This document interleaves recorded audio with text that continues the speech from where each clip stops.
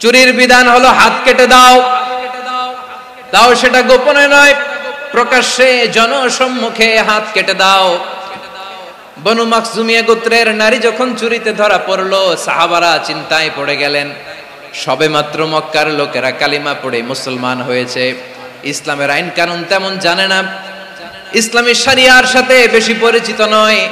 এখন যদি বিশ্বনবী চুরির যেই বিধান এটা যদি কায়েম করে হাত যদি কেটে দেয়, না জানি মক্কার লোকেরা আবার বিগড়ে যায়, না জানি মক্কার লোকেরা আবার মুরতাদ হয়ে যায়, না জানি মক্কার লোকেরা ইসলাম থেকে দূরে সরে যায়।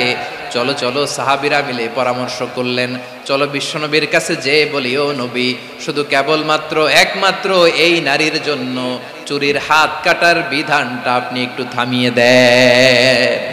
চুরির হাত কাটার যে বিধান এখানে একটু রহিত করে দেন, বাকিগুলা কইরেন মদিনাতে যে চলবে, কিন্তু মক্কায় এবারের জন্য মাফ করে দেন। কিন্তু কে বলবে এই যে পরামর্শ, সাজেশন, এটা কে দিবে বিশ্বনবীর কাছে? সাহাবারা চিন্তায় পড়ে গেলেন। আল্লাহর নবীর সামনে দাঁড়িয়ে আল্লাহর দেয়া হুদুদ, আল্লাহর দেয়া বিধান থামিয়ে দেওয়া, মাফ করে দেওয়া, এই কথা বিশ্বনবীর সামনে বলার সাহস তো কেউ রাখে না। কেউ কেউ বলল, বিশ্বনবীর পালক পুত্র যায়েদ বিন হারেসার সন্তান উসামারে বিশ্বনবী নাতির মতো আদর করে, বড্ড বেশি ভালোবাসে উসামারে। এজন্য সাহাবারা উসামাকে বলতো হিব্বু রাসূলিল্লাহ, বিশ্বনবীর ভালোবাসা। কি বলতো? সাহাবীরা বললেন, বিশ্বনবীর ভালোবাসা হিব্বু রাসূলিল্লাহ, উসামারে পাঠাও। উসামারে বিশ্বনবী নাতির মতো স্নেহ করে, মায়া করে, ভালোবাসে। আমরা পারবো না, উসামা পারবে। সবাই মিলে ফুলিয়ে ফুসিয়ে ওসামাকে, ছোট্ট ওসামাকে রাজি করালো। ওসামা, এমন এমন কথা যে তুমি বিশ্বনবীর কাছে বলতে হবে, পারবা নাকি? ওসামা বলে, পারবো। সাইয়েদনা ওসামা রাদিয়াল্লাহু তাআলা আনহু তরুণ সাহাবী বিশ্বনবীর কাছে গেলেন, যে বললেন, নবী, বনু মাখজুমিয়া গোত্রের এক নারী চুরিতে ধরা পড়েছে, এবারের জন্য কি এই মহিলাটারে মাফ করে দিলে হয় না? এবারের জন্য একটু ক্ষমা করা যায় না নবী? বিশ্বনবী বলেন, আতাশফাউ ফি হাদ্দিম মিন হুদুদিল্লাহ, তোমার এত বড় সাহস উসামা, তুমি আল্লাহর হাত, আল্লাহর দেয়া বিধান, এটার ব্যাপারে সুপারিশ করতে এসেছো? তোমরা কি জানো তোমাদের আগে যত কওম, যত গোত্র, যত জনপদ ধ্বংস হয়েছে তার কারণ ছিল তাদের মধ্যে গরিবরা অন্যায় করলে তারা বিচার করত, আর ধনীরা অন্যায় করলে তারা মাফ করে দিত। খবরদার! ওয়া আইমুল্লাহ লাউ আন্না ফাতিমাতা বিনতি মুহাম্মাদিন সারাকাত লাকাতা মুহাম্মাদুন ইয়াদাহা। বিশ্বনবী বললেন, ওরে ওসামা, বনু মাখজুমিয়ার ওই প্রেস্টিজিয়াস এন্ড ডিগনিফাইড ফ্যামিলির মেয়ে তো দূর কি বাত, অনেক দূরের কথা। জেনে রেখো ওসামা, আমার কলিজার টুকরা, নয়নের পুটুলি ফাতেমাও যদি মক্কার জমিনে আজকে এই চুরির দায়ে ধরা পড়তো, আমি বিশ্বনবী মুহাম্মাদুর রাসূলুল্লাহ ধরে ফাতেমার ডান হাতটা কেটে দিতে এক বিলম্ব দেরি করতাম না। ইন্নাল্লাহ ইয়া'মুরু বিল আদল, আমাদেরকে জাস্টিস শিখায়। পশ্চিমারা আমাদেরকে ইনসাফ শিখায়, আমাদেরকে সুশাসন শিখায়। আর ইনসাফ, সুশাসন, ন্যায় বিচার, সুবিচার, জাস্টিস কারে বলে বিশ্বনবীর বায়োগ্রাফি থেকে জেনে নাও। এই ছিল বিশ্বনবী ইসলামের আদালতের নমুনা। আপনি যদি সাইয়েদনা ওমর ফারুকের জীবনের দিকে তাকান, এমন কঠোর, এমন বীর সেনানী ছিলেন। সাইয়েদনা ওমর ফারুক যদি রাস্তার এই মাথা দিয়ে হাঁটা শুরু করতেন, শয়তান ওমর ফারুককে দেখলে ওই রাস্তা রেখে দিয়ে অন্য রাস্তা দিয়ে হাঁটতো। সুবহানাল্লাহ। ওমর ফারুক রাদিয়াল্লাহু তাআলা আনহু কি পার্সোনালিটি ছিল, কি পার্সোনালিটি! আমাদের এলাকায় ছোট বাচ্চারা রাতে ভাত খেতে চায় না, আমার মেয়েটাও খেতে চায় না। এই এটা দিব, ওইটা দিব, আজকে মাহফিলে আসার সময় বলে দিছে লিস্ট করে এটা এটা আনতে হবে। তো ছোট্ট বাচ্চাদের অনেক বায়না থাকে, ওরা রাতে খেতে চায় না। তো মায়েরা বিভিন্ন ভয় দেখায়, এই বাঘ আসবে, বাঘ আসবে খাও, এই ভূত আসবে, ভূত আসবে খাও। আপনারা কি বলেন চট্টগ্রামে? কি আসবে? হ্যাঁ, ভূত, ভূত, ভূত আসবে, বাঘ আসবে, খাও খাও খাও, তাড়াতাড়ি খাও। তো বাচ্চারা এগুলো শুনে ভয়ে খেতে শুরু করে। মদিনার জমিনেও একই ঘটনা ঘটতো। মদিনার ছোট্ট ছোট্ট সোনামণিরা খেতে চাইতো না, তো মায়েরা বলতো, হা হুয়া ইয়াতি উমর, হা হুয়া ইয়াতি উমর, ওই যে ওমর আসতেছে, উমর। ওমরে ফারুকের কথা শুনলে বাচ্চারা একেবারে ঠান্ডা। সুবহানাল্লাহ পড়বেন না? প্রভু তুমি বলেছ রাসূল দেবে না, বলনি দেবে না ওমর, বলনি দেবে না হামজা তারিক, খালিদ বিজয় সমর। প্রভু তুমি বলেছ রাসূল দেবে না, বলনি দেবে না ওমর, বলনি দেবে না হামজা তারিক, খালিদ বিজয় সমর। প্রভু তুমি বলেছ রাসূল দেবে না। আল্লাহু আকবার। ওমর ফারুক রাদিয়াল্লাহু তাআলা আনহু, ওনার কথা শুনলে গায়ের মধ্যে গুজবাম হয়, গায়ের পশমগুলো দাঁড়িয়ে যায়। সুবহানাল্লাহ বলেন। কি পার্সোনালিটি ছিল, কি ব্যক্তিত্ব ছিল। মুনাফিকরা ওমর ফারুককে জমের মতো ভয় পেতেন। শয়তান, খুদ শয়তান এই রাস্তা দিয়ে আসলে শয়তান অন্য রাস্তা দিয়ে হাঁটতো। ওমর ফারুক রাদিয়াল্লাহু তাআলা আনহুর জীবনে যদি দেখেন, তাহলে সেখানে আপনি আদালতের, ইনসাফের, সুশাসনের, জাস্টিসের নমুনা দেখতে পাবেন। কয়টা শুনবেন? সাইয়েদনা ওমর ফারুকের রাদিয়াল্লাহু তাআলা আনহুর সন্তান আব্দুর রহমান মিশরে মদ খেয়ে মদ্যপ অবস্থায় ধরা পড়েছে। মদ খাওয়ার কারণে, মদ যদি কেউ পান করে আর যদি প্রমাণিত হয়, তার বিচার হলো 80 বেত। আওয়াজ করে বলেন কয় বেত? বাংলাদেশেও তো এই আইন আছে নাকি? বাংলাদেশে আছে? হ্যাঁ, মদ খাইলে 80 বেত, এই আইন বাংলাদেশে চালু হোক। আমরা চাই কি চাই না?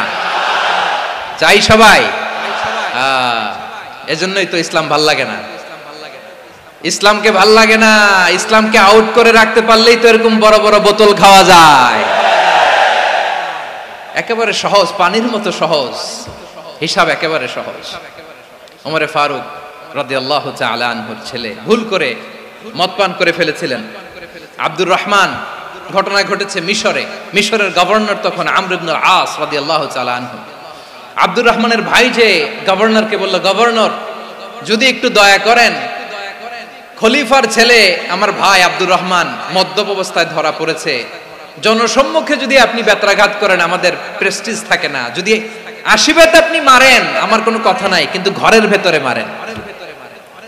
আব্দুর রহমানের ভাইয়ের সুপারিশ শুনে সাইয়েদনা আমর ইবনে আস রাদিয়াল্লাহু তাআলা আনহু রাজি হয়ে গেলেন। ঘরের ভেতরে লোকচক্ষুর আড়ালে 80 বেত তিনি মানলেন। কিন্তু ঘটনাক্রমে এই কথা লুকিয়ে লুকিয়ে ঘরের ভেতরে 80 বেত মারার কথা সাইয়েদনা ওমর ফারুক মদিনা থেকে জানতে পারলেন। মদিনা থেকে তিনি ফরমান জারি করলেন, এই বিচার যেমনটি আমর ইবনে আস আদায় করেছে, এটা প্রকৃতপক্ষে আদায় হয় নাই। আসো সবাই মদিনায় আসো, আমর ইবনে আস মদিনায় আসো, আব্দুর রহমানও আসো, সবাই আসো, জনসম্মুখে এই বিচার কার্যকর করতে হবে। সাইয়েদনা ওমর ফারুক মসজিদে নববীর পিলারের মধ্যে নিজের ছেলেকে বাঁধলেন, আবার জনসম্মুখে 80টা বেত তার গায়ের মধ্যে মারলেন। মাজমুয়ে ফাতাওয়া ইবনে তাইমিয়া রাহিমাহুল্লাহ উনি এটা নকল করেছেন। এটা সবচেয়ে বিশুদ্ধ মত। আরো অনেক মত আছে, মারা গেছে কবরের উপর, ওগুলো বাদই দিলাম। কেমন খলিফা ছিলেন, কেমন খলিফা! পশ্চিমারা তোমরা জাস্টিস আমাদেরকে শেখাও, ইনসাফ কারে বলে, সুশাসন আমাদেরকে তোমরা শেখাও। ওমর ফারুক রাদিয়াল্লাহু তাআলা আনহু ওই বিচারকে তিনি ধর্তব্য মনে করেন নাই। মদিনাতে এনে আবার জনসম্মুখে আবার 80 বেত মেরেছেন। মিশরে ওমর ফারুক রাদিয়াল্লাহু তাআলা আনহু আমর ইবনে আসকে গভর্নর করে পাঠালেন। সেখানে আমর ইবনে আসের ছেলে একটা প্রতিযোগিতায় রানার আপ হয়েছে। এক মিশরি সেখানে চ্যাম্পিয়ন হয়েছে। রানার আপ বুঝতে পেরেছেন তো? রানার আপ সেকেন্ড হয়েছে, এক মিশরি হয়েছে চ্যাম্পিয়ন প্রথম। কিন্তু গভর্নরের ছেলে ও জিততে পারে নাই। ও রাগে ওই মিশরির গায়ের মধ্যে কয়েকটা লাঠি দিয়ে বাড়ি মেরেছে। মিশরি যে মদিনাতে ওমর ফারুকের কাছে বিচার দিলেন, আপনার গভর্নরের ছেলে অন্যায়ভাবে আমার গায়ে হাত তুলেছে।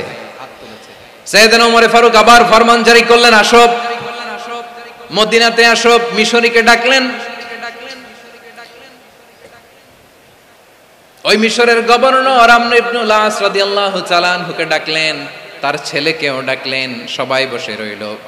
আমর ইবনে আস রাদিয়াল্লাহু তাআলা আনহু মাথা নিচু করে বসে আছেন, লজ্জায় কাচুমাচু, হায় হায় আজকে আমার ছেলের কারণে আমিরুল মুমিনিন খলিফাতুল মুসলিমিন ওমরে ফারুকের কাছে আমি জনসম্মুখে লজ্জিত হচ্ছি। সাইয়েদনা ওমরে ফারুক বললেন, এই নাও লাঠি, গভর্নরের ছেলে তোমার মাথার মধ্যে যতগুলো বাড়ি মেরেছে আজকে জনসম্মুখে তুমি অতগুলা বাড়ি মারো। মিশরি বলে, থাক, আপনি যে ডেকে আনছেন সবার সামনে এটা বলছেন, এতেই আমি খুশি। আল্লাহু আকবার। আপনার মহানুভবতা দেখে আমি খুশি, আর অপমানের দরকার নাই। ওমরে ফারুক বলে, না, খবরদার, এই কথা মিশরি তুমি বলো না, মারো, যতগুলা বাড়ি মেরেছে মারো। বাধ্য হয়ে মিশরি আমর ইবনুল আসের সামনে ওনার কলিজার টুকরা সন্তানের মাথার মধ্যে বাড়ি মারতে আরম্ভ করলেন। ঠিক যতগুলা বাড়ি গভর্নরের ছেলে আমর ইবনুল আসের ছেলে মিশরির গায়ে মেরেছিল, মাথায় মেরেছিল, মিশরি গুনে গুনে ততটা মারলেন। এই দৃশ্য দেখে ওমরে ফারুক রেগে মেগে আগুন, রাগের চোটে রাগ সামলাতে না পেরে আর নিজেকে সামলাতে না পেরে মিশরিরে বললেন, ছেলেরে মারা শেষ হয়ে গেলে এবার বাবার টাক মাথার মধ্যে কয়েকটা বাড়ি মার। রাগের চোটে, আউট অফ অ্যাঙ্গার, রাগের চোটে, যে আমার পাঠানো গভর্নর আমর ইবনুল আস তার ছেলেকে কেন আদব তারবিয়া কেন শিক্ষা দিতে পারে না। ছেলেরে মারা হইলে এবার আমর ইবনুল আসের মাথার মধ্যে দুইটা মারো, এটা রাগে বলেছেন, এটা শাস্তি হিসেবে না। সুবহানাল্লাহ পড়ে। তোমরা আমাদেরকে সুশাসন শিখাও, আমাদেরকে সুশাসন শিখাও। বিশ্বনবী বলেন, আদল এটা যেন তেন বিষয় না, এটা দিয়েই মানবিক সমাজ গড়তে হবে। আল্লাহ তাআলা কিয়ামতের কঠিন ময়দানে, যেদিন স্বামী স্ত্রীকে চিনবে না, স্ত্রী স্বামীকে দেখে পালিয়ে যাবে, বন্ধু বন্ধুরে চিনবে না, পীর সাহেব মুরিদরে চিনবে না, মুরিদ পীর সাহেবরে চিনবে না, দলের কর্মী তার নেতারে চিনবে না, নেতা তার কর্মীরে চিনবে না, বন্ধু বন্ধুরে দেখে পালাবে। কঠিন মুহূর্তে সূর্যটা মাথার কাছে চলে আসবে, জমিনটা তামার জমিন হবে, আজকের জমিনের মতো নয়। মানুষ ঘর্মাক্ত, ক্লান্ত, শ্রান্ত মাথার মগজগুলো কানের ছিদ্র আর নাকের ছিদ্র দিয়ে বেয়ে বেয়ে পড়বে। বিশ্বনবী ফরমান, ময়দানে 7 শ্রেণীর ব্যক্তিকে রব্বুল আলামিন তার আরশের নিচে ছায়া দিবেন। তার মধ্যে প্রথম শ্রেণীর ব্যক্তি হলো ইমামুন আদিল। ইমামুন আদিল, ন্যায়পরায়ণ শাসক, যে ইনসাফের সাথে বিচার করে, যে জাস্টিস সমাজে সার্ভ করে, যে সুশাসন নিশ্চিত করে, ওই ইমামুন আদিল। আদিল শব্দটা বুঝছেন না? ইন্নাল্লাহা ইয়া'মুরু বিল আদল, পাইছেন? আদিল। 7 শ্রেণীর ব্যক্তিকে আল্লাহ তাআলা সুশীতল আরশের নিচে ছায়া দিবেন, যেদিন তার দেয়া ছায়া ছাড়া কোনো ছায়া থাকবে না। এর প্রথম হচ্ছে ইমামুন আদিল, ন্যায়পরায়ণ শাসক। চিল্লায় বলেন সুবহানাল্লাহ। আবার বিশ্বনবী বললেন, ইন্নাল মুকসিতিনা ইনদাল্লাহি আলা মানাবিরা মিন নূর আন ইয়ামিনির রহমান। কিয়ামতের দিন যারা ন্যায়পরায়ণ হিসেবে আল্লাহর সামনে দাঁড়াবে, কিয়ামতের দিন রব্বুল আলামিন তার আরশের ডান দিকে ওই ন্যায়পরায়ণ লোকদের জন্য আরশের ডান দিকে একটা নূরের মিম্বারে তাদেরকে বসার সুযোগ করে দিবে।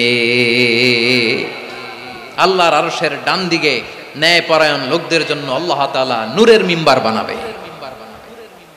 4টে কেন কথা মনে করেছেন? আল আদাল, জাস্টিস, ইন্নাল্লাহা ইয়া'মুরু বিল আদল। আল্লাহ তাআলা এই আদালতের নির্দেশনা দেয়, সুবিচার, সুশাসন। প্রিয় ভাইয়েরা, এটা আমরা বাংলাদেশে চাই কি চাই না? এই যে অরাজকতা, এই যে অন্যায়, এই যে জুলুম, এই যে ইনকনসিস্টেন্সি সমাজের অসঙ্গতির প্রধান কারণ জাস্টিস নাই, সুবিচার নাই, সুশাসন নাই। শেষবারের মতো আওয়াজ করে বলেন তো, আমরা বাংলাদেশে আদল চাই কি চাই না? তাহলে প্রথম নির্দেশনা শেষ। আল্লাহ তাআলা তোমাদেরকে আদলের আদেশ দেন। এরপরে আল্লাহ বললেন, আমি তোমাদেরকে ইহসানের আদেশ দেই। ইন্নাল্লাহা ইয়া'মুরু বিল আদলি ওয়াল ইহসান। আমি তোমাদেরকে যেমনি আদলের নির্দেশনা দেই, তেমনি ভাবে তোমাদেরকে ইহসানের নির্দেশনা দেই। ইহসান, আওয়াজ করে সবাই বলেন তো ইহসান। সবাই বলেননি, সবাই বললে এতটুকু আওয়াজ হবে আমি বিশ্বাস করি না। আওয়াজ করে বলুন আল ইহসান। ইহসান মানে কারো প্রতি সফট হার্টেড হওয়া, মহানুভব হওয়া, অনুগ্রহ পরায়ণ হওয়া, অনুগ্রহশীল হওয়া, একে অপরের প্রতি দয়াদ্র হওয়া। একে অপরের প্রতি দয়াদ্র অনুগ্রহশীল হওয়া ছাড়া মানবিক সমাজ কশিনকালেও গঠন করা সম্ভব না। প্রিয় ভাইরা, সুন্দর আচরণ দিয়ে, ইহসান দিয়ে যা জয় করা যায়, নরম আচরণ দিয়ে যেটা অর্জন করা যায়, কঠোরতা দিয়ে সেটা পারা যায় না। বিষ্ণু ঈসা ইসলাম ইহসান দিয়ে, কোমল আচরণ দিয়ে, তার অনুগ্রহ দিয়ে তিনি অনেক কাফিরের হৃদয়কে জয় করে ফেলেছেন। সাইয়েদনা সুমামা ইবনে উসাল রাদিয়াল্লাহু তাআলা আনহুর কথা মনে পড়ে যায়। তিনি ছিলেন ইয়ামামার বাদশা। মদিনাতে বিশ্বনবীকে হত্যা করার নিয়তে এসেছিলেন। গোপনে গোপনে বিশ্বনবীকে হত্যা করে আবার ইয়ামামাতে তিনি ফিরে যাবেন। কিন্তু কি অবাক করা কাণ্ড, হত্যা করতে পারে নাই, সাহাবাদের হাতে তিনি ধরা পড়ে গেলেন। সাইয়েদনা সুমামা ইবনে উসাল রাদিয়াল্লাহু তাআলা আনহু হত্যার নিয়তে আসলেন, কিন্তু হত্যা করতে পারলেন না। সাহাবারা ওনাকে ধরে ফেললেন, ধরে মসজিদে নববীর পিলারের মধ্যে বেঁধে রাখলেন। সুমামা ইবনে উসাল, সিরাত থেকে শুনে, সিরাত থেকে শোনাচ্ছি, রাদিয়াল্লাহু তাআলা আনহু ইয়ামামার অধিপতি ছিলেন। ইয়ামামা বিশ্বনবীকে হত্যার জন্য আসছেন, ধরা পড়ে গেছেন, এখন মসজিদে নববীতে বেঁধে রাখছে, তার মানে বন্দী। এখন স্ট্যাটাস কি? বন্দী, ক্যাপটিভ।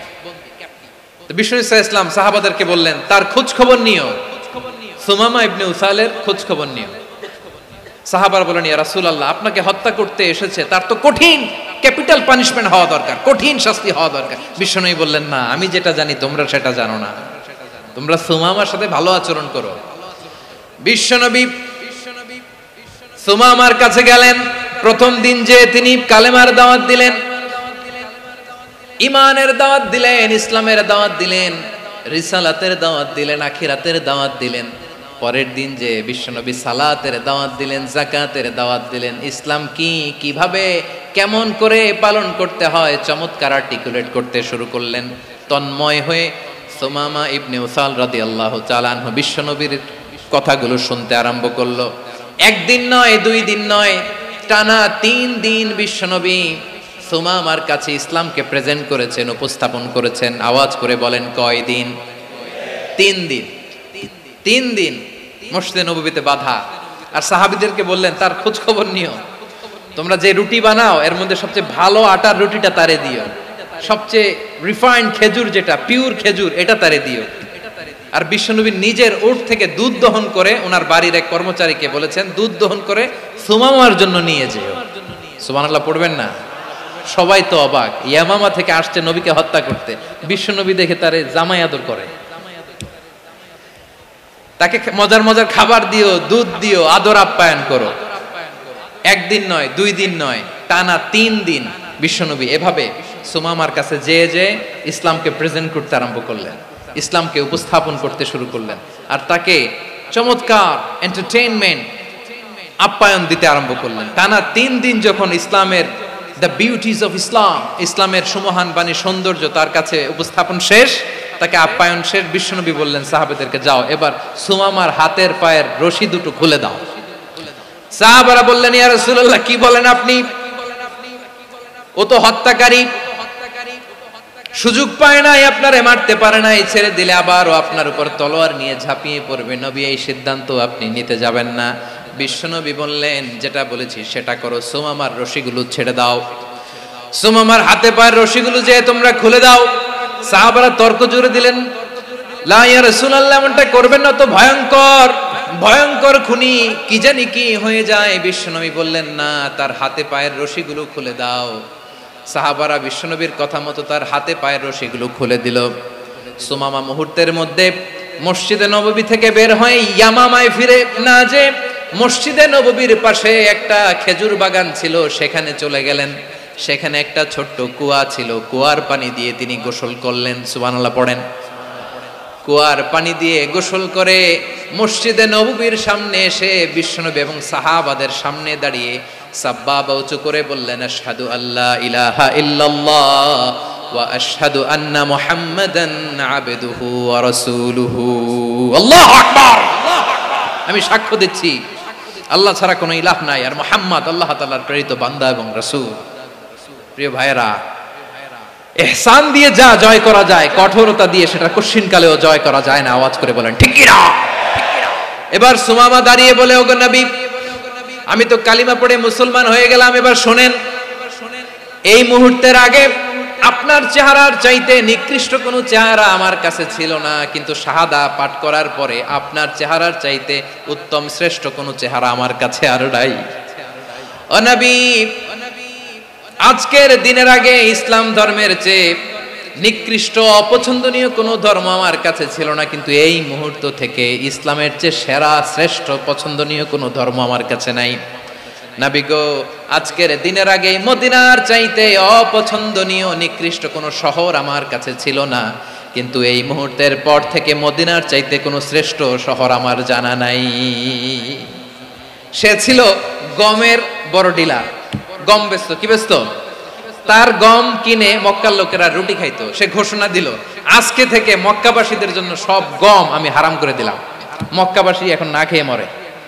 সুবহানাল্লাহ পড়বেন না? মক্কাবাসী বিশ্বনবীর কাছে আসলেন, এসে বললেন, মুহাম্মদ, আমরা তো তোমার ভাই, তোমার চাচা, তোমার ভাতিজা, তোমার আত্মীয়, তুমি সুমামারে বলো সে যেন আবার গমের সাপ্লাই মক্কার জন্য অনুমতি দিয়ে দেয়। বিশ্বনবীর অনুমতি ক্রমে সুমামা আবার মক্কাতে গম পাঠাতে শুরু করলো। পড়েন সুবহানাল্লাহ। ইহসান, ইহসান দিয়ে আপনি যেটা জয় করতে পারবেন, you can win the heart of your enemies. ইহসান দিয়ে আপনি আপনার শত্রুর হৃদয়কে জয় করতে পারবেন। আওয়াজ করে বলেন ঠিক কিনা? এজন্য আল্লাহ বললেন, ওয়া আনফিকু ফি সাবিলিল্লাহি ওয়া লা তুলকু বিআইদিকুম ইলাত তাহলুকা ওয়া আহসিনু ইন্নাল্লাহা ইউহিব্বুল মুহসিনিন। তোমরা আল্লাহর রাস্তায় দান করবে আর নিজেরা নিজেদেরকে ধ্বংসের হাতে ঠেলে দিও না। তোমরা একে অপরের প্রতি ইহসান করবে, কারণ ইহসানকারীদেরকে আল্লাহ বড্ড ভালোবাসেন। সুবহানাল্লাহ পড়েন। আবার সূরা রহমানে আল্লাহ বললেন, হাল জাযাউল ইহসানি ইল্লাল ইহসান ফাবিআইয়ি আলা, সবাই পড়েন, ফাবিআইয়ি আলাই রাব্বিকুমা তুকাযযিবান। ইহসানের প্রতিদান হিসেবে ইহসানি হয়। বিশ্বনবী সুমামার প্রতি যেমন ইহসান করেছেন, সুমামাও ঠিক তেমন ইহসান ফিরিয়ে দিয়েছে। ঠিক কিনা বলেন? তাহলে এক নম্বরে হচ্ছে আদ, ন্যায় বিচার। দুই নম্বরে সবাই বলেন ইহসান, সদাচরণ। ইহসান দুই ধরনের প্রিয় ভাইরা, ইহসান ফিল ইবাদা, ইহসান ফিল মুআমালা। ইহসান ফিল ইবাদা হচ্ছে একাগ্র অনুভবে ইবাদতে ডুব দেওয়া, এর নাম ইবাদতের ইহসান। সুবহানাল্লাহ পড়েন। বিশ্বনবী বলেন ইহসান মানে কি জানো নাকি? হাদিসে জিবরিলে সাইয়েদনা জিবরিল আলাইহিস সালাম বিশ্বনবীকে বললেন, আখবিরনি আনিল ইহসান। নবী আমাদেরকে বলেন ইহসান মানে কি? বিশ্বনবী বললেন, আনতা আবুদাল্লাহা কাআন্নাকা তারাহু ফাইন লাম তাকুন তারাহু ফাইন্নাহু ইয়ারাক। ইহসান মানে হলো এমন ভাবে তুমি আল্লাহর সামনে নিজেকে উজাড় করে ইবাদত করবে, তুমি ভাববে তুমি আল্লাহকে দেখতে পাচ্ছ। আর এটা যদি ভাবা তোমার জন্য কঠিন হয়ে যায়, অন্তত এতটুকু তুমি ভাববা যে আল্লাহ তোমাকে দেখতে পাচ্ছেন। ঠিক কিনা বলেন? ও আমার বীর চট্টলার ভাইয়েরা, কেউ যেটা দেখে না সেটা দেখে কে? এই বিশ্বাস হৃদয়ের মধ্যে আছে? নামাজে যখন দাঁড়ান এই ফিলিংসটা আনা যাবে? হ্যাঁ, এশার সালাত তো এখনো হয় নাই না? আলোচনা শেষে এশার সালাত এখানে অনুষ্ঠিত হবে, তাই না? আচ্ছা বলুন তো, আমরা এশার সালাত পর্যন্ত বেঁচে থাকবো এই গ্যারান্টি আছে কার কার? হাত তোলেন। কয়েকজন হাত তুলছে পেছনে, না বুঝে তুলে ফেলছে। এশা পর্যন্ত যে আমরা হায়াত পাবো কোনো গ্যারান্টি আছে? সবাই আওয়াজ করে বলেন গ্যারান্টি আছে? গ্যারান্টি নাই।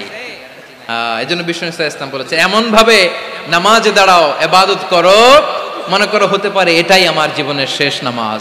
পারফর্ম দ্য সালাহ as if this is your last and final prayer. এমন ভাবে সালাতে দাঁড়াও, ভাবো হতে পারে এটাই তোমার জীবনের শেষ নামাজ। এমন ভাবে নামাজে দাঁড়াও, ভাবো এটাই শেষ নামাজ। তাহলে নামাজে একাগ্রতা বাড়ায় দিবে কে?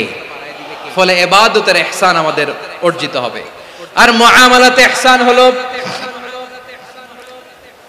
বিশ্বনবী বলেন, ইন্নাল্লাহা তাবারাকা ওয়া তাআলা কাতাবাল ইহসানা আলা কুল্লি শাই ফাইযা কাতালতুম ফাআহসিনুল কিতলা ওয়া ইযা যাবাহতুম ফাআহসিনুয যাবহা ওয়ালিউহিদ্দা আহাদুকুম শাফরাতাহু ওয়ালিউরিহ যাবিহাতাহু। ইহসান দুই ধরনের, আওয়াজ করে বলতে হবে। কয় ধরনের?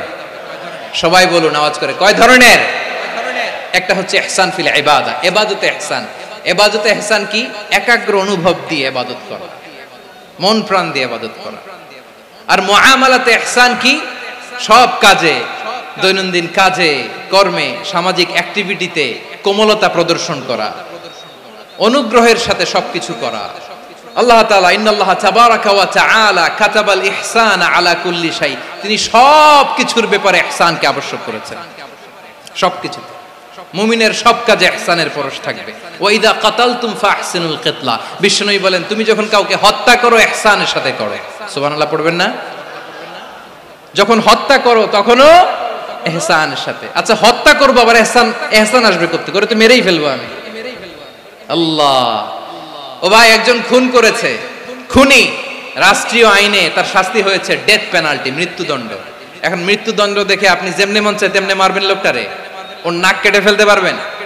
ওর কান কাটতে পারবেন? ওর চোখ উপড়ে ফেলতে পারবেন আপনি? যেমন মন চায় তার অঙ্গহানি করা যাবে না। ইহসানের সাথে তাকে হত্যা করো। সুবহানাল্লাহ, this is Islam, this is the true essence of Islam. ওয়া ইযা যাবাহতুম ফাহসিনুয যাবহা, যখন জবাই করবে তখনও ইহসানের সাথে জবাই করো। করব জবাই, ওইখানেও নাকি ইহসান। আচ্ছা কুরবানির দিন আমরা পশুগুলোরে কি করি বলেন সবাই আওয়াজ করে? জবাই। জবাই মানে তো এটার মেরেই ফেলতেছি, একটু পরে তো টুকরো টুকরো করে গোশতগুলো খাবো, এটা তো খাবো, এটা তো মেরেই ফেলবে। বিষ্ণু বলে না, জবাইয়ের মধ্যেও মুমিনের জবাইয়ের ভেতরেও ইহসানের পরশ থাকা চাই। যখন জবাই করবে প্রাণীটাকে হাত পা টাইট করে বেঁধে নাও, ছুরিটাকে শার্পেন করে নাও, ধারালো করে নাও, যাতে অল্প সময়ে জবাইটা হয়ে যায়, প্রাণীটা যাতে কম কষ্ট পায়। সুবহানাল্লাহ পড়ে। দিস ইজ কল্ড ইহসান। ইহসান আল্লাহ তাআলা যেমনি আদলের আদেশ করেছেন, ন্যায় বিচার, জাস্টিস এনশিওর করতে বলেছেন, সমাজে ইহসানের ব্যবহার, ইহসানের অনুশীলন তিনি করতে বলেছেন। এজন্য মুমিনের প্রতিটি কাজে, আমার চট্টগ্রামের ভাইরা আমার দিকে তাকান, খেয়াল করে শুনুন, মুমিন জীবনের প্রতিটি কাজে ইহসানের পরশ থাকা চাই। আমরা যেন আমাদের পরিবারের প্রতি ইহসান করি, আমরা যেন আমাদের কর্মচারীদের প্রতি ইহসান করি, আমরা যেন আমাদের কলিগদের প্রতি ইহসান করি, আমরা যেন আমাদের ভাইদের প্রতি ইহসান করি। মুমিন জীবনের প্রতি কাজে ইহসানের পরশ থাকার দরকার আছে না নাই? কথা বুঝতে পেরেছেন? তাহলে আল্লাহ তাআলার তিনটা আদেশ ছিল, কয়টা গেল? ভুলে গেছে, ভুলে গেছে চট্টগ্রাম। তিনটা আদেশের মধ্যে কয়টা বললাম? প্রথমে কি ছিল? আদল। 2 নম্বরে, 3 নম্বরে রব্বুল আলামিন বললেন ওয়া ইতাইযিল কুরবা, নিকটাত্মীয়দেরকে দান করো। নিকট আত্মীয়দেরকে দাও, যারা তোমাদের ব্লাড কানেকশনের আত্মীয় তাদেরকে তোমরা দাও। এখানে জেনারেলি বললেন দাও, কি দিব সেটা তিনি এখানে বলেন নাই, সেটা তিনি সূরাতুল ইসরার মধ্যে বলেছেন। আল্লাহ বলেন ওয়া আতিযাল কুরবা হাক্কাহ, নিকট আত্মীয়দেরকে তাদের অধিকার, তাদের প্রাপ্য তোমরা বুঝিয়ে দাও। দেখেন, একটা শান্তির সমাজ, একটা সমৃদ্ধ সমাজ, একটা মানবিক সমাজ গঠনের জন্য আল্লাহ তাআলা বেশি না, মাত্র 3টা অর্ডার, 3টা ভার্ডিক্ট তিনি জারি করেছেন। 1 নাম্বার সুশাসন, ন্যায় বিচার। 2 নাম্বার ইহসান। 3 নাম্বার নিকটাত্মীয়, যারা কাছের, তোমার ভেরি ক্লোজ রিলেশনশিপে আছে, তাদেরকে দাও। দাও, দিলে বাড়িয়ে দেয় কে? অনেকে দিতে চায় না, কৃপণতা করে। দিলে বাড়ায় দেয় কে? ও মিয়া, মদিনার মধ্যে সবচাইতে গরিব সাহাবী ছিল বেলাল রাদিয়াল্লাহু তাআলা আনহু। ওনার এন্টায়ার অ্যাসেট, সম্পদের পরিমাণ কতদূর জানেন? একটা লুঙ্গি। বেলাল রাদিয়াল্লাহু তাআলা আনহু, ওনার টোটাল ওয়েলথের এস্টিমেশন হচ্ছে মাত্র একটা লুঙ্গি। একটা লুঙ্গি, টোটাল ওয়েলথ এস্টিমেশন, টোটাল সম্পদের পরিমাণ বেলাল রাদিয়াল্লাহু তাআলা আনহুর কি ছিল? কথা বোঝে নাই বোধহয়, কি ছিল? ওই বেলাল রাদিয়াল্লাহু তাআলা আনহুকে বিষ্ণু ইসলাম বলেছেন আনফিক ইয়া বেলাল, ও বেলাল তুমিও দাও। ওয়ালা তাখশা মিন যিল আরশি ইখলালা, আরশের অধিপতির তো কোনো ঘাটতি নাই, তুমি দিলে ওই আল্লাহ তোমারে বাড়ায় দিবে। এজন্য আমার প্রিয় ভাইয়েরা, দিলে কমে না, দিলে বাড়ে। অনেকে ধরে রাখে, নতুন কিছু নিতে পারে না, হাত দিয়ে যেটা ধরে রেখেছেন এটা দিয়ে দেন, বড় একটা ধরার সুযোগ পাবেন। জোরে বলেন ঠিক কিনা? ধরেন 5 কেজি ওজনের একটা ধরে রাখছেন, এখন 10 এটা না ছাড়লে 10 কেজি ধরতে পারবেন আপনি? আচ্ছা 10 কেজির জিনিস একটা আছে হাতে, ওইটা যদি ছেড়ে দেন তাইলেই না 15 কেজি ধরতে পারবেন? কথা বলেন ঠিক কিনা? তাহলে দিলে বাড়িয়ে দেয় কে? রব্বুল আলামিন বললেন 3 নাম্বার আদেশ হলো তোমাদের প্রতি সমাজটারে কেমন করে মানবিক সমাজ, সুন্দর সমাজ গড়বা। 3 নাম্বার আদেশ হলো ওয়াতিদাল কুরবা হাক্কা, নিকটাত্মীয়দেরকে তাদের প্রাপ্য বুঝিয়ে দাও। এই নিকটাত্মীয়দেরকে তাদের অধিকার বুঝিয়ে দেওয়া, প্রাপ্য বুঝিয়ে দেওয়াতে আমাদের গাফলতি আছে না নাই? চট্টগ্রামে নাই? মাশাআল্লাহ আছে, আছে।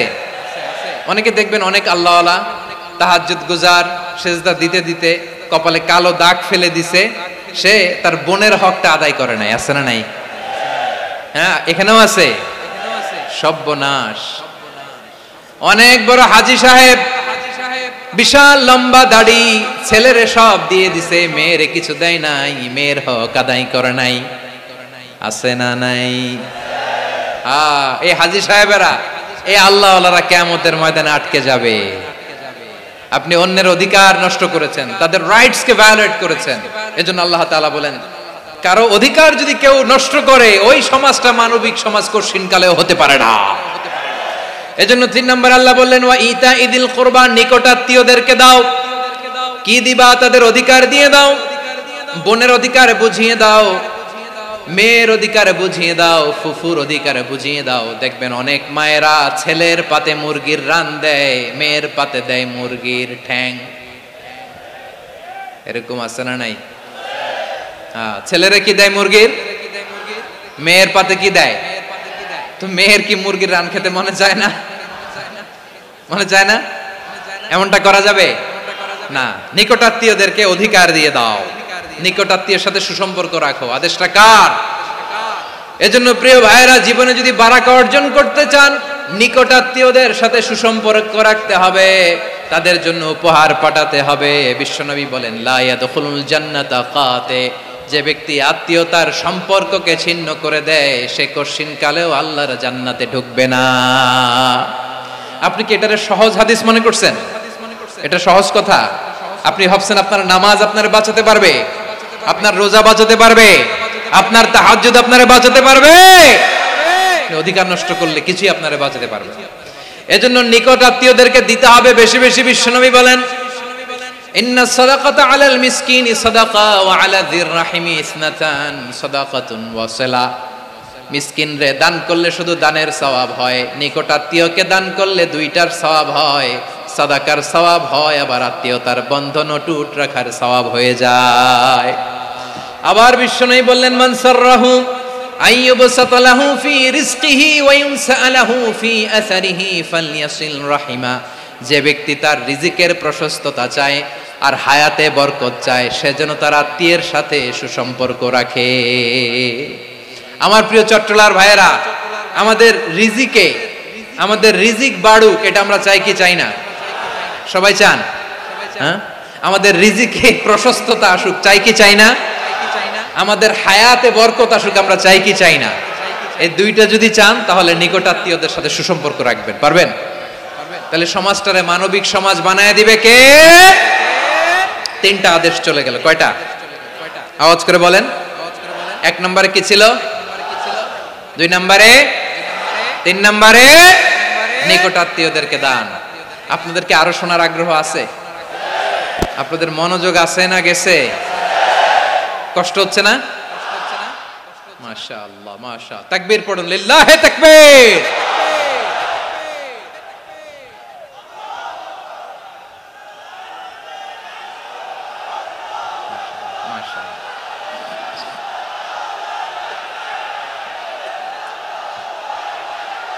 আমার প্রিয় ভাইয়েরা, আল্লাহ তাআলা 3টা জিনিসের যেমনি আদেশ করেছেন, অনুরূপভাবে 3টা বিষয় তিনি বারণ করেছেন, নিষেধ করেছেন। ওগুলোর কাছেও যাওয়া যাবে।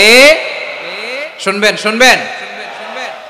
রাব্বুল আলামিন বলেন ওয়ায়ানহা আনিল ফাহশাই ওয়াল মুনকারি ওয়াল বাগি আমি যেমনি তিনটি বিষয়ে আদেশ করলাম, অনুরূপভাবে তিনটি বিষয়ে বারণ করলাম, নিষেধ করলাম।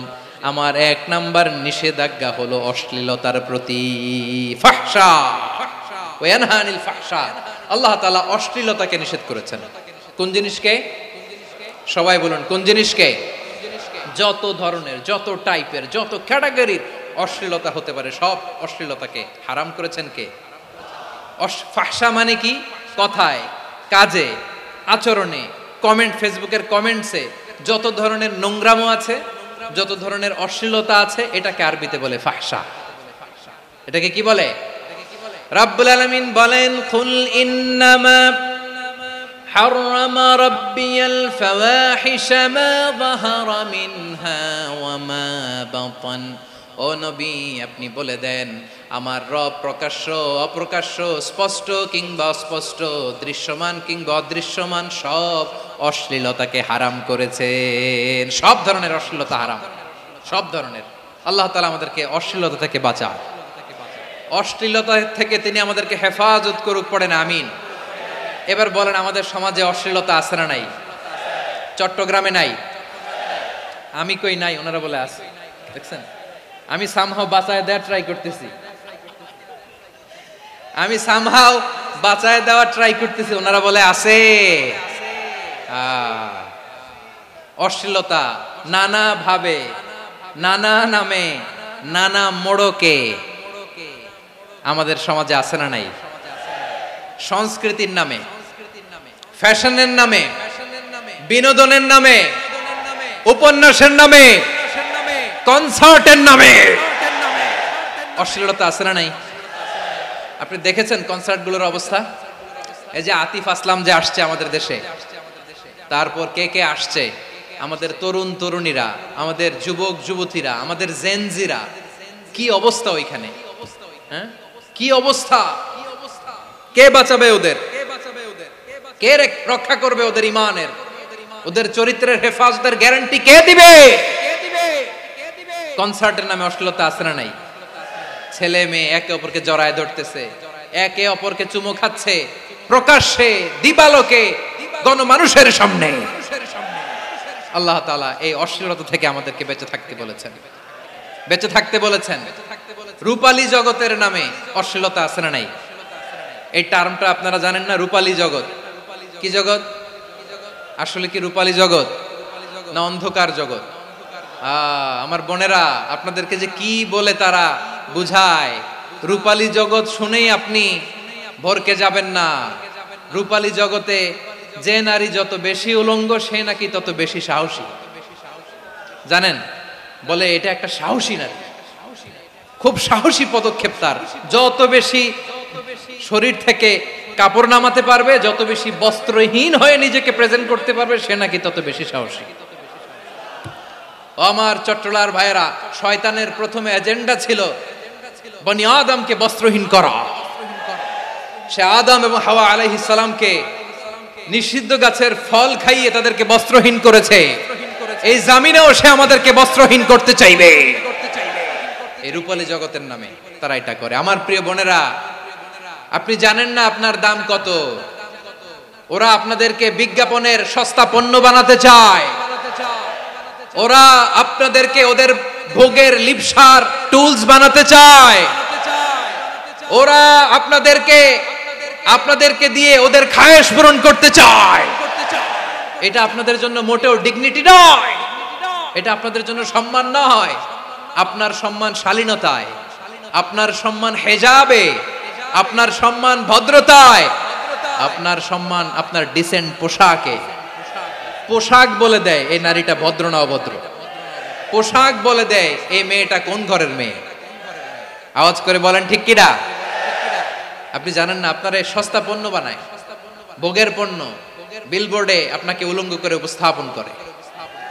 এই অশ্লীলতার সাথে ইসলামের কোনো সম্পর্ক। এজন্য আল্লাহ বলেন, আমি অশ্লীলতাকে হারাম করেছি। অশ্লীলতাকে হারাম করার প্রথম কারণ হলো এর মাধ্যমে মানবতাকে অপমানিত করা হয়। কারণ মানুষের সম্মান মানুষের পোশাকে। মানুষ যখন পোশাকহীন হয়ে যায়, বস্ত্রহীন হয়ে যায়, তার সম্মান কমে যায়। ঠিক কিনা? অশ্লীলতাকে হারাম করার প্রথম কারণ হচ্ছে মানুষ মানুষকে অপমান করে। একটা নারী, সে তো সম্মানিত, নারী যে কত সম্মানিত নারীর এটা বুঝেই নাই। বিশ্বনবী বলেন আর দুনিয়া কুল্লুহা মাতা ওয়া খায়রু মাতা'আদ দুনিয়া আল মারআতুস সালিহা। আমার বোনেরা, 5টা প্যান্ডেলে আপনারা এলইডিতে আমার আলোচনা শুনছেন, আমি জানি। আপনাদের এই গর্ভ যে কত দামি আপনি জানেন না। আপনার পেট থেকেই আসবে আগামী দিনের সালাহুদ্দিন আল আইয়ুবী, আপনার পেট থেকেই আসবে অনাগত দিনের ইমাম মাহদী আল মুনতাযর, আপনার পেট থেকেই আসবে অনাগত দিনের ফয়সাল, ওয়াসিম, মুগ্ধ, আবু সাইদের মতো বীর যোদ্ধা।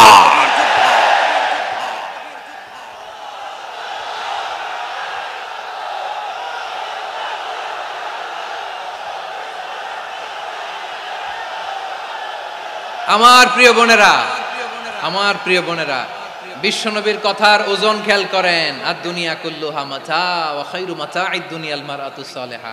দুনিয়ার সবকিছুই অ্যাসেট, এর মধ্যে সবচেয়ে দামি অ্যাসেট নেককার নারী। আপনার গর্ভ যে কত দামি আপনি জানেন না। নিজের সময়টাকে কাজে লাগান, কোরআন পড়েন, সুন্নাহ পড়েন। আপনার অনেক দায়িত্ব ঘরে। You are the MD of your family. একটা family it's a very big institution. পরিবার একটা অনেক বড় প্রতিষ্ঠান। and you are the MD of your institution. আপনি এই পরিবারের MD, managing director of your family. এখানে আপনার কত দায়িত্ব। আপনি ছেলে মেয়েদেরকে তারবিয়া করবেন, আপনি আপনার স্বামীর জন্য ঘরটার জান্নাতের নীর বানাবেন, আপনার জন্য জান্নাতের ডুপ্লেক্স বাড়ি ওইখানে তৈরি করে রাখবে কে? আপনি যে কত দামি আপনি জানেন না। নারীদেরকে আল্লাহ বানিয়েছেন উচ্চতর করে, নিম্নতর নয়। নারীদেরকে ছোট্ট জিনিস দিলে এটার বড় করে দেয়। নারীদেরকে ভ্রূণ দিলে, শুক্রাণু দিলে নারী এটারে বাচ্চা হিসেবে উপহার দেয়, ঠিক কিনা?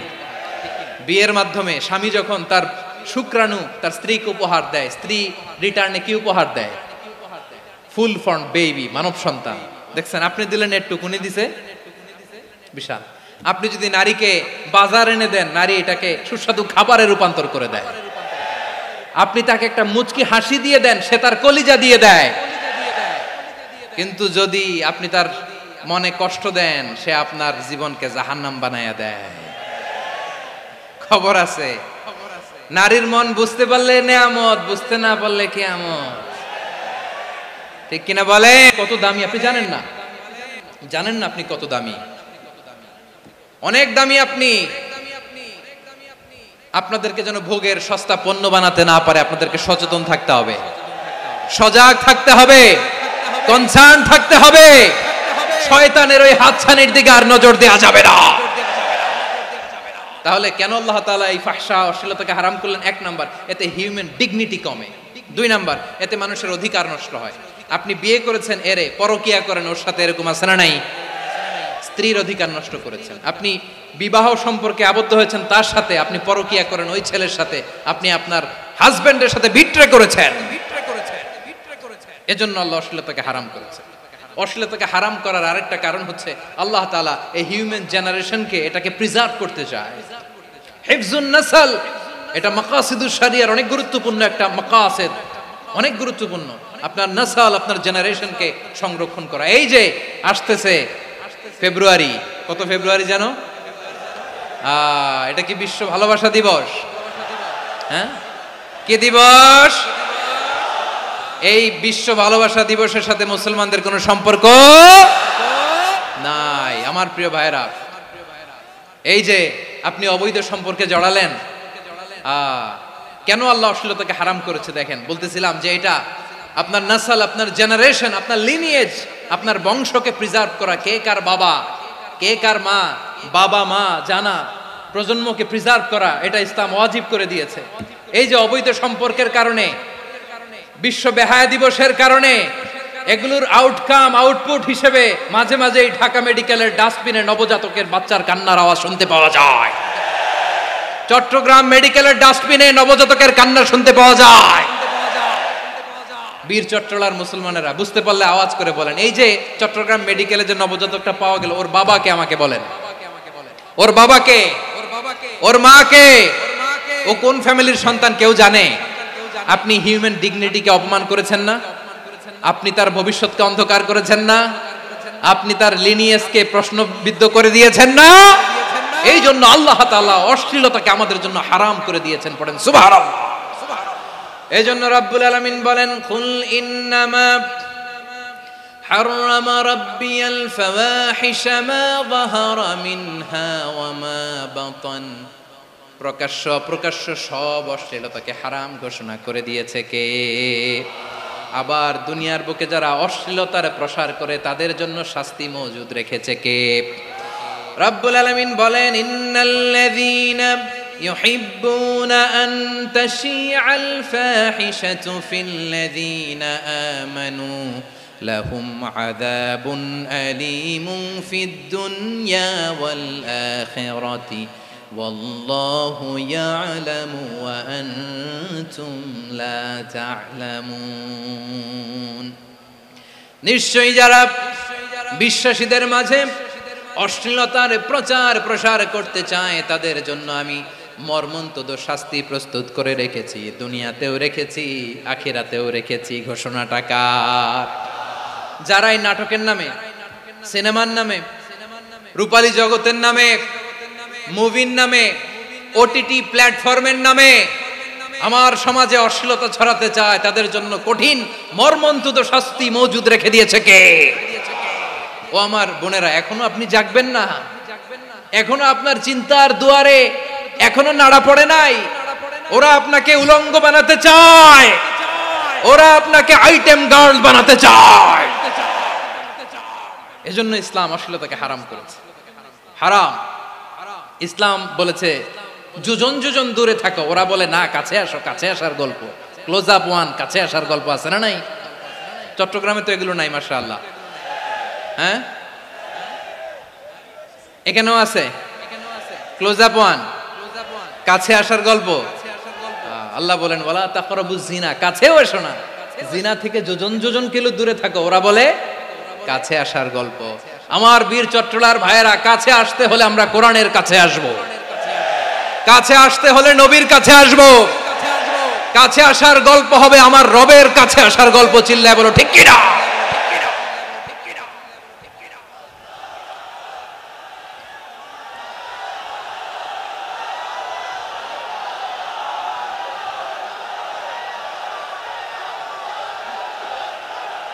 বসুন বসুন আমার ভাইয়েরা। তাহলে অশ্লীলতার সাথে আমাদের কোনো সম্পর্ক? সবাই বলতে পারেননি, আওয়াজ করে বলুন, অশ্লীলতার সাথে আমাদের কোনো সম্পর্ক? আমরা এই সমস্ত ক্লোজ আপ ওয়ান, কাছে আসার গল্পের প্রোগ্রামে যাব? আমরা কোন ধরনের অশ্লীল কন্টেন্ট সোশ্যাল মিডিয়ায়, টিভিতে দেখব? কি যুগ যে আমরা কাটাচ্ছি আপনি কল্পনা করতে পারবেন না। পর্ন ইন্ডাস্ট্রি, নারী পুরুষের বস্ত্রহীন যুগল দৃশ্য, এটাকে দিয়ে ওরা কোটি ডলারের ইন্ডাস্ট্রি বানিয়েছে। পুরো মানব ইতিহাসে এরকম জঘন্য সময় মানব ইতিহাস পার করে নাই। পর্ন এটা ইন্ডাস্ট্রি হয়ে গেছে। আমাদের এই যুবকগুলো, জেনজিগুলো, ওদের চরিত্র বাঁচাবে কি করে? কেমন করে হেফাজত করবে ওদের এই মূল্যবান চরিত্র? আমার প্রিয় ভাইরা, এই অশ্লীলতার দ্য লেটেস্ট ভার্সন হচ্ছে LGBTQ, শরীফ থেকে শরীফা। শুনছেন আপনারা? দেখতে পুরুষ, আসলেই পুরুষ, সুস্থ একজন পুরুষ, 4 সন্তানের বাবা, বলে আমি মনে মনে নারী। দেখতে নারী, সুস্থ নারী, আসলেই সে দিব্যি একজন নারী, বলে আমি মনে মনে পুরুষ। সবচেয়ে ভয়ঙ্কর অশ্লীলতার সবচাইতে লেটেস্ট ভার্সন হচ্ছে এই ট্রান্সজেন্ডারিজম। সুস্থ পুরুষ তার বায়োলজিক্যাল গ্রোথকে হরমোন দিয়ে স্টপ করে দিয়ে সে সার্জারি করে নারী হতে চায়, সুস্থ নারী পুরুষ হতে চায়। পুরুষ পুরুষের প্রতি সেক্সুয়ালি আকর্ষণ বোধ করে, এটা লূত আলাইহিস সালামের কওমের মধ্যে ছিল। এটাকেও আল্লাহ কোরআনে ফাহিশা বলেছেন। ওয়ালুতান ইয ক্বালা লিকাওমিহি আতাতুনাল ফাহিশাতা মা সাবাকাকুম বিহা মিন আহাদিম মিনাল আলামিন। লূত আলাইহিস সালাম বললেন, তোমরা কি এমন এক অশ্লীল কার্যক্রমে ডুব দিলে নাকি যেটা গোটা বিশ্বের কেউ কখনো করে নাই, তোমরাই প্রথম করেছো? পড়েন নাউযুবিল্লাহ। এই পশ্চিমের এই রোগ আমার দেশে যেন আসতে না পারে, আমাদের সজাগ থাকতে হবে। প্রিয় ভাইরা, চিল্লায় বলেন ঠিক কি না? পশ্চিমের অবস্থা ভয়ঙ্কর। পাশ্চাত্যে আমি যুক্তরাষ্ট্রে ছিলাম অনেকদিন, কয়েক মাস, বিভিন্ন স্টেটে ঘুরেছি। গার্ডিয়ানরা উদ্বিগ্ন, ছেলে মেয়েদেরকে, ছোট্ট ছেলে মেয়ে, ওদেরকে জিজ্ঞেস করে, তুমি how do you feel right now inside yourself? তুমি ভিতরে ভিতরে কেমন ফিল করো? তোমার কি ছেলে ছেলে লাগে না মেয়ে মেয়ে লাগে? আচ্ছা বলেন, এই ছোট্ট বাচ্চাটা ওকে এগুলো জেন্ডার অ্যাসাইনমেন্ট বলতে এগুলো কিছু বুঝে? এইভাবে মিসগাইড করা হচ্ছে।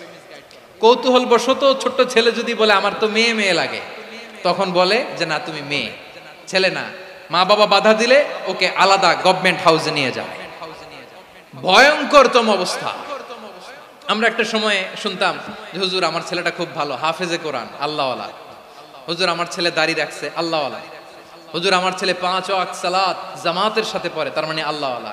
পশ্চিমে যে আমি কি শুনছি জানেন? ওরা বলে হুজুর আমার ছেলেটা ইউনিভার্সিটির একটা মেয়ের সাথে প্রেম করে, ও খুব আল্লাহওয়ালা, হুজুর দোয়া করবেন। এর কারণ ওদের কাছে আল্লাহওয়ালার ক্রাইটেরিয়া হচ্ছে হুজুর আমার ছেলেটা আরেক ছেলের পছন্দ করে নাই, আমার মেয়েটা আরেক মেয়েকে ভালোবাসে নাই, এজন্য আমার ছেলেটা আল্লাহওয়ালা, হুজুর ওর জন্য একটু দোয়া করে দিয়েন। কি চ্যালেঞ্জ ওরা ফেস করতেছে। ওনার ছেলে যে আরেক ছেলেরে বিয়ে করবে না, এটাতেই উনি খুশি যে আলহামদুলিল্লাহ আমার ছেলেটা একটা মেয়েরে ভালোবাসে, আমার মেয়েটা একটা ছেলেরে ভালোবাসে, মানে এটা খুব আল্লাহওয়ালা। নাউজুবিল্লাহ পড়তে পারলেন না? এজন্য অশ্লীলতার সাথে আমাদের কোনো সম্পর্ক। রব্বুল আলামিন বলেন ওয়ায়ানহা আনিল ফাহশাই ওয়াল মুনকারি ওয়াল বাগি। তিনটা জিনিসকে আমি নিষিদ্ধ করলাম।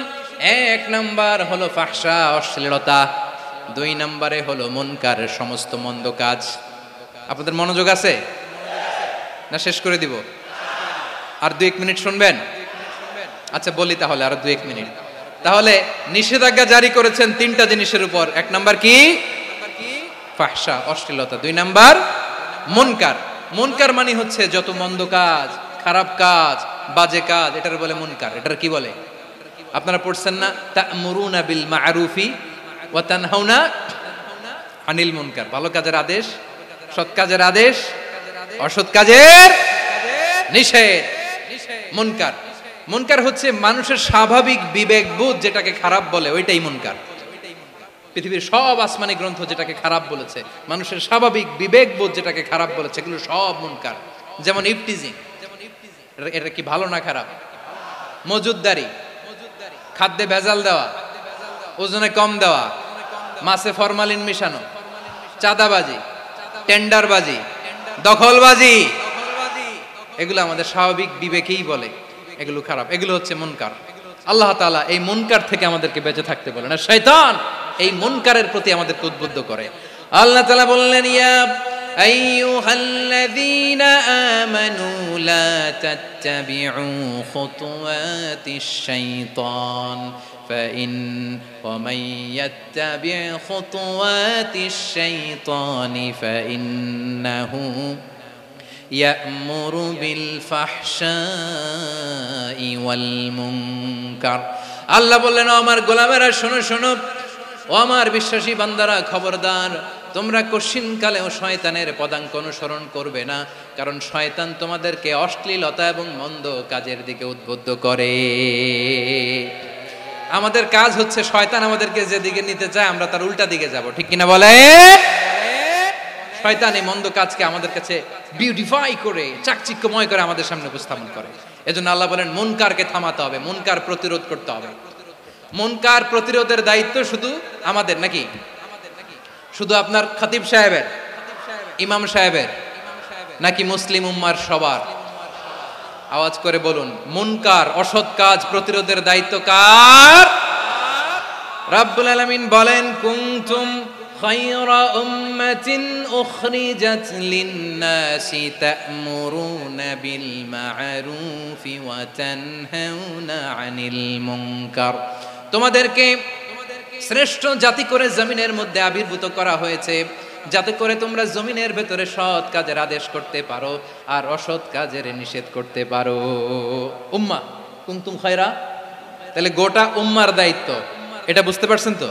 আচ্ছা আরো নিচে আসেন। এরপরে আল্লাহ বললেন শুধু উম্মাহ না, এই জমিনের রাজত্ব আমি যাদের হাতে দেই, এই জমিনের মালিক আমি যাদেরকে বানিয়ে দেই, যাদেরকে আমি সরকারের দায়িত্ব দেই, তাদেরকেও মুনকার প্রতিরোধের দায়িত্ব দিয়েছে কে? আল্লাহ বলেন যারা ক্ষমতার মসনদে বসেছে তাদেরকে 4 দফা কর্মসূচি আমি আল্লাহ দিলাম। আওয়াজ করে বলেন কয় দফা? আল্লাহ বলেন আল্লাযীনা ইম্মাক্কান্নাহুম ফিল আরদি আকামুস সালাতা ওয়া আতাউয যাকাতা ওয়া আমারু বিল মা'রুফি ওয়া নাহাউ আনিল মুনকার ওয়ালিল্লাহি আকিবাতুল উমুর। যারা এই জমিনের উত্তরাধিকার হয়েছে তারা 4 দফা কর্মসূচি নিয়ে সামনে আগাবা। সালাত কায়েম করবা, যাকাত আদায় করবা, সৎ কাজের আদেশ দিবা, অসৎ কাজ থেকে মুনকার প্রতিরোধ করবা। আদেশটা কার? আমার প্রিয় চট্টলার ভাইরা, পুরো উম্মার দায়িত্ব মুনকার প্রতিরোধ করা, সরকার প্রধানের দায়িত্ব মুনকার প্রতিরোধ করা। এরপর আল্লাহ বলেন প্রতিটা ফ্যামিলির যিনি প্রধান সিইও বাবা, প্রত্যেক বাবারও দায়িত্ব এই মুনকার প্রতিরোধ করা। আওয়াজ করে বলেন ঠিক কি না? যেমনটি সাইয়েদনা লুকমান আলাইহিস সালাম ওনার কলিজার টুকরা সন্তানকে আদেশ করেছেন, ইয়া বুনাইয়া আকিমিস সালাতা ওয়া'মুর বিল মা'রুফি ওয়ানহা আনিল মুনকার। পড়েন সুবহানাল্লাহ। বাবা ছেলেকে সবক দিচ্ছে। কে সবক দিচ্ছে? কাকে? লুকমান আলাইহিস সালাম ছেলেকে বলতেছে, ওরে আমার কলিজার টুকরা সন্তান, ওরে আমার বাছা, নামাজ কায়েম করবা, সৎ কাজের আদেশ দিবা, আর মুনকার প্রতিরোধ করবা, অসৎ কাজ সমাজ থেকে খারাপ কাজকে ঝেঁটে বিদায় করে দিবা। তাহলে দেখেন আমি স্টেপ বাই স্টেপ নামলাম। পুরা উম্মার দায়িত্ব, জমিনের উত্তরাধিকারী আল্লাহ যাদেরকে বানিয়েছেন সরকার, তাদের দায়িত্ব, প্রতিটি ফ্যামিলির প্রধানের দায়িত্ব। এরপরে বিশ্বনবী বলেন সচেতন প্রতিটি মুসলিমের দায়িত্ব সমাজ থেকে মুনকারকে উৎখাত করা। বিশ্বনবী বলেছেন মান রাআ মিনকুম মুনকারান ফালিয়ুগাইয়িরহু বিয়াদিহি ফাইন লাম ইয়াস্তাতি ফাবিলিসানিহি ওয়া ইন লাম ইয়াস্তাতি ফাবিকলবিহি ওয়া যালিকা আযআফুল ঈমান। সমাজে যে মুনকার দেখবে, খারাপ কাজ দেখবে, সে যেন হাত দিয়ে সেটাকে থামায়। কি দিয়ে? আপনাদের তো হাত নাই না? হাত আছে, হাত আছে। ওরা যেই হাত দিয়ে অন্যায় করে ওইটা প্রতিরোধের জন্য আমাদেরও হাত আছে না নাই? থামাতে হবে, থামাতে হবে।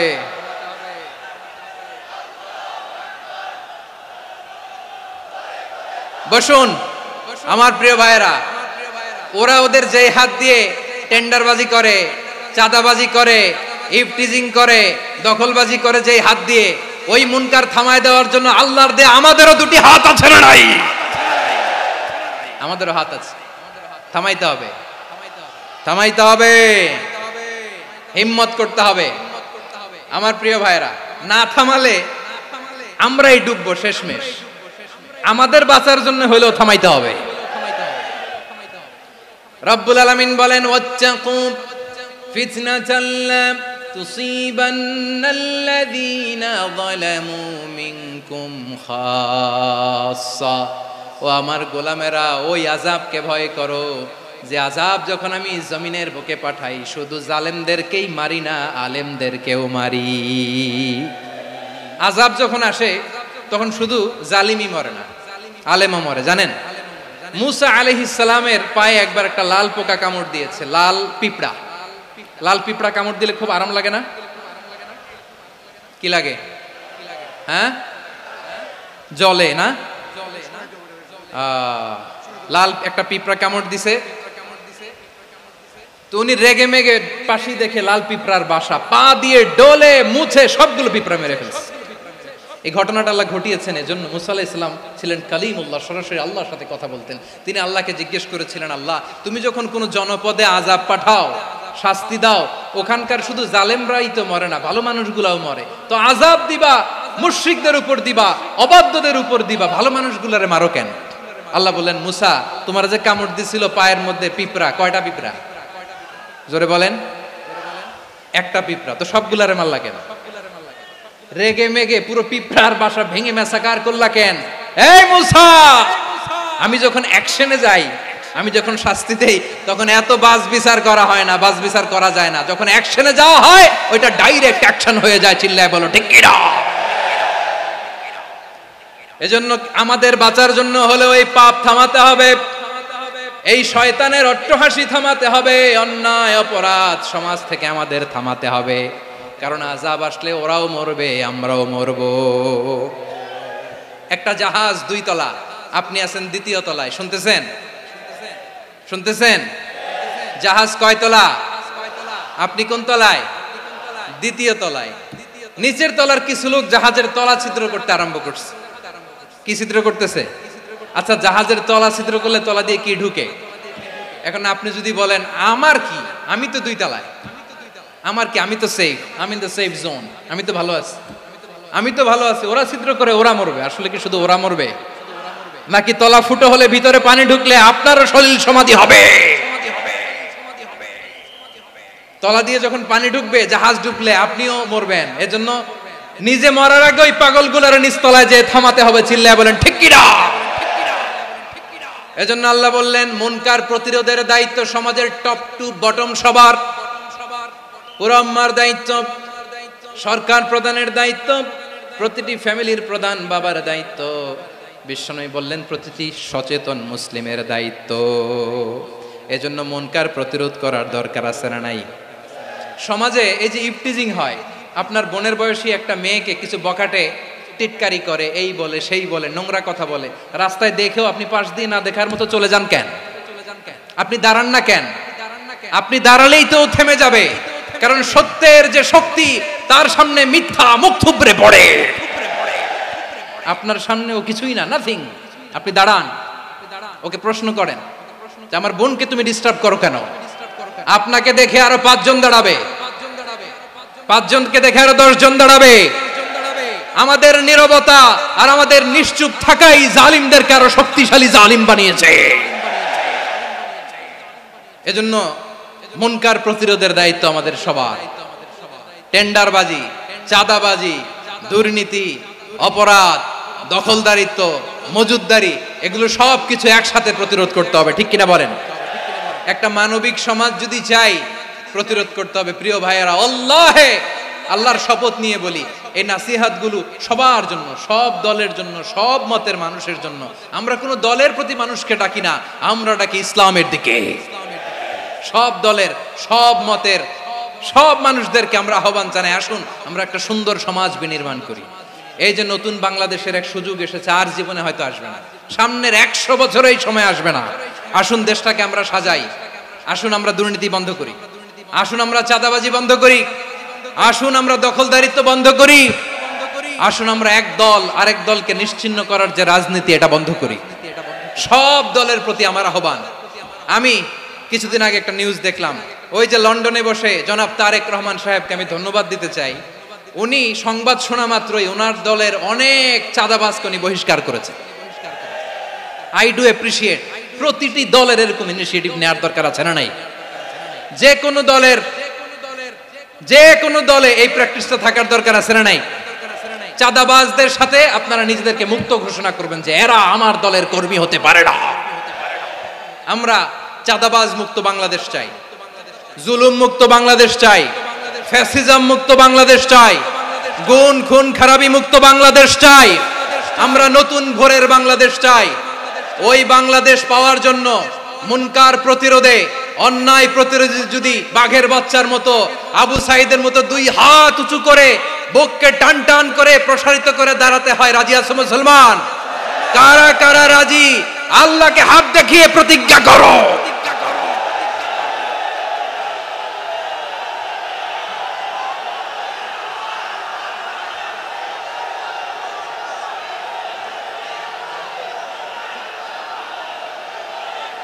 আমার প্রিয় ভাইয়েরা, বসুন বসুন আমার ভাইয়েরা। রাব্বুল আলামিন বলেন, ওয়ায়ানহা আনিল ফাহশাই ওয়াল মুনকারি ওয়াল বাগি ইয়াইদুকুম লাআল্লাকুম তাযাক্কারুন। বসুন। আল্লাহ বললেন, আমি অশ্লীলতাকে নিষেধ করি, আমি সব ধরনের মন্দ কাজকে নিষিদ্ধ করি, সব শেষে আমি সীমা লঙ্ঘনকে তোমাদের জন্য নিষিদ্ধ করি। আলোচনা মনে আছে তো, না ভুলে গেছেন? নিষিদ্ধ করেছেন কয়টা জিনিস? 1 নম্বরে অশ্লীলতা, 2 নম্বরে মুনকার তথা সব মন্দ কাজ, 3 নম্বরে আল বাগি সীমা লঙ্ঘন, ক্রসিং দ্য লিমিট। সীমা লঙ্ঘন করা ভালো না। We all should know our limits. চিল্লায় বলেন ঠিক কিনা? একই আয়াতে আল্লাহ বললেন, কুল ইন্নামা হাররামা রাব্বিয়াল ফাওয়াহিশা মা যাহারা মিনহা ওয়া মা বাতানা ওয়াল ইসমা ওয়াল বাগিয়া বিগাইরিল হক। অন্যায় ভাবে যে অবাধ্য হয়, যে সীমা লঙ্ঘন করে, তাদেরকেও আমি এটা হারাম করে দিলাম। সীমা লঙ্ঘন করা হারাম, সীমা লঙ্ঘন করা হারাম। আল্লাহ বারবার বারবার আমাদেরকে ওয়ার্নিং দেয়। যখন আমরা থামি না তখন আল্লাহ ধরে, আর যখন ধরে তখন ছাড়ে না। ধরে ধরে ধরে না, ধরলে আল্লাহ ফেরাউনকে কিন্তু হুট করে ধরে নাই। আপনারা জানেন 9 বার ওয়ার্নিং দিয়েছে ফেরাউনকে। আল্লাহ তাআলা ওয়ার্নিং দিয়েছিল কয়বার? বীর চট্টলার বীর সেনানীরা আওয়াজ করে বলেন, ফেরাউনকে ধরার আগে ওয়ার্নিং দেওয়া হয়েছিল কয়টা? রব্বুল আলামিন বলেন, ওয়ালাকাদ আতাইনা মূসা 9 আয়াতিন বাইয়িনাত। 9টা মুআজিজা দেখিয়েছি। 1 2 3 বারবার এইভাবে রিমাইন্ডার, ওইভাবে রিমাইন্ডার, এইভাবে নসিহাত, ওইভাবে দাওয়া। ফাকুলা লাহু কাওলান লাইয়িনা, নরম করে বলো, সফট করে বলো, যত ওয়ে হতে পারে দাওয়া মেথডোলজির মূসা আলাইহিস সালামের সব অ্যাপ্লাই শেষ। 10ম বারে যে আল্লাহ ধরছে, 10ম বারে যে ধরেছে। এজন্য আল্লাহ বলেন, আমি সীমা লঙ্ঘনকে পছন্দ করি না। কোরআনের অন্য আয়াতে বাগীকে বলা হয়েছে আল ইতিদা। সীমা লঙ্ঘন যারা করে তাদেরকে আল্লাহ বলেছেন মুতাদিন।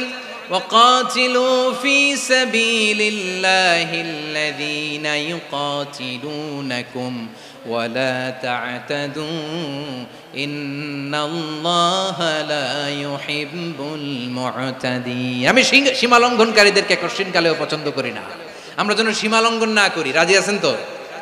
যে কোনো ক্ষেত্রে ইবাদতে যেন সীমা লঙ্ঘন না করি। অনেকে আমরা ইবাদতে সীমা লঙ্ঘন করে ফেলি। বিশ্বনবী সাল্লাল্লাহু আলাইহি ওয়াসাল্লাম যেটা শিখিয়েছেন এর বাইরে যে অতিরিক্ত বুজুর্গ হতে চায়, এরকম আছে না নাই? করা যাবে না, কোনো ক্ষেত্রেই সীমা লঙ্ঘন করা যাবে, এমনকি যুদ্ধ ক্ষেত্রেও না। বিশ্বনবী সাল্লাল্লাহু আলাইহি ওয়াসাল্লাম বলেন, খবরদার যুদ্ধ ক্ষেত্রেও সীমা লঙ্ঘন করো না। কি সুন্দর ইসলাম আমরা পেয়েছি। বিশ্বনবী বলেন, খবরদার যুদ্ধের ময়দানে কোনো নারীর গায়ে হাত তোলো না, কোনো শিশুর গায়ে হাত তোলো না, কোনো গবাদি পশু হত্যা করো না, কোনো শস্য ক্ষেত্র ধ্বংস করো না, ইবাদতরত অন্য ধর্মের কোনো সন্ন্যাসীর গায়ে হাত তোলো না। বলেন সুবহানাল্লাহ। তাহলে আমরা সীমা লঙ্ঘন করতে পারবো? প্রিয় ভাইরা, একটা সুখী, সমৃদ্ধ, শান্তির সমাজ, মানবিক সমাজ যদি আমরা গঠন করতে চাই, আমাদের আল্লাহর দেয়া কয়টা আদেশ মানতে হবে বলেন দেখি? সবাই বলেন কয়টা? আর বেঁচে থাকতে হবে কয়টা জিনিস থেকে?